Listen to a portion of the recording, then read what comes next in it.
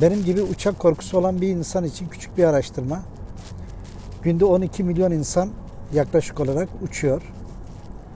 Uçakta kalple ilgili bir problem görme olasılığı her 1 milyon kişide 5 kişi. Yani bu da demektir ki günde 60 insanda, uçan 60 insanda kalple ilgili bir problem görülüyor. Peki uçakta doktor var mı diye bir anonsla doktor arandığında, eğer uçakta doktor yoksa kabin memurları dışında siz çarpıntısı veya göğüs ağrısı olan bir insana ne yaparsınız?